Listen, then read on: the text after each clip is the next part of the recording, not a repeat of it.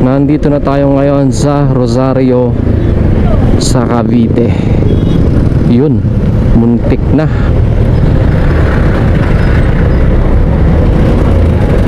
Ito, tuloy po kayo Rosario, Cavite. Ayan mga idol, napasok na tayo ng Arc ng Rosario. Sa mga taga Rosario, Cavite po, yan, isang big shoutout po sa inyong lahat. At makikiraan po si Team Maranan sa inyong napakagandang lugar.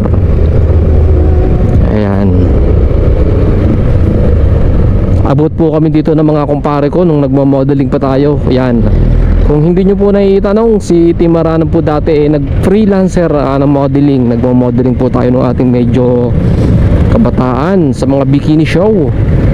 Rumarampa tayo. Ayan, hindi nga lang halata na ngayon at wala na, may pamilya na tayo. Kaya naman syempre focus tayo sa ating pamilya, para sa ating mga anak. Ayan, what's happening? Hindi makalusot ang mga motor.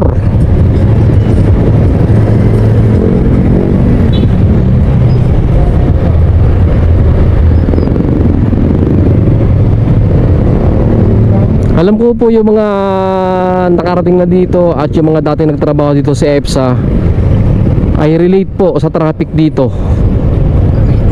sa EPSA. Alam nyo po yan.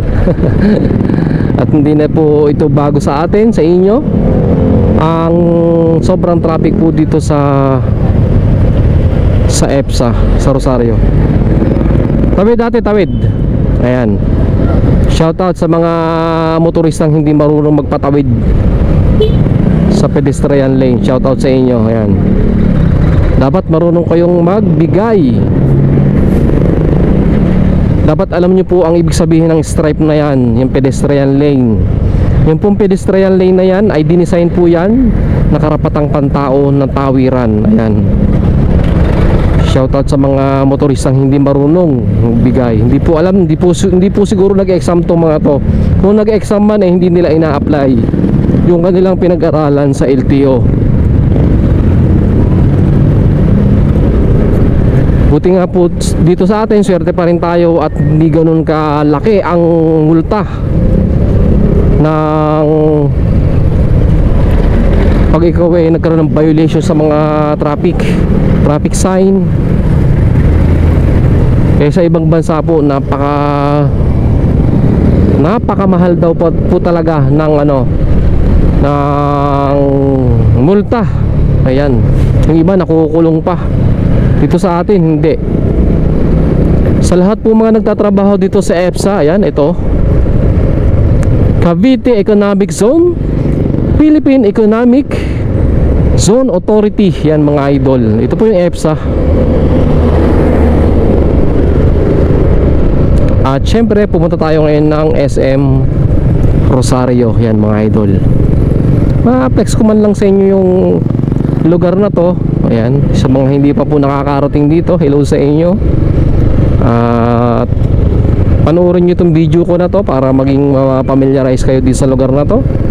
Nang sa ganun, kapag po kayo nagpunta ay inyo ng kabisa. Ayan mga idol, so dito tayo pupunta sa SM Rosario.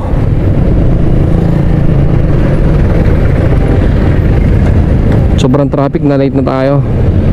Konti lang naman.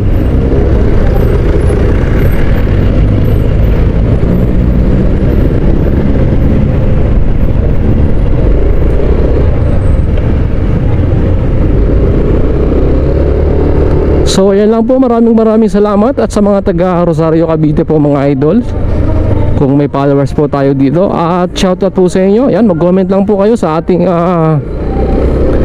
comment section at akin po kayong i-shoutout. Ayan, maraming salamat po mga idol. At ride safe always, God bless.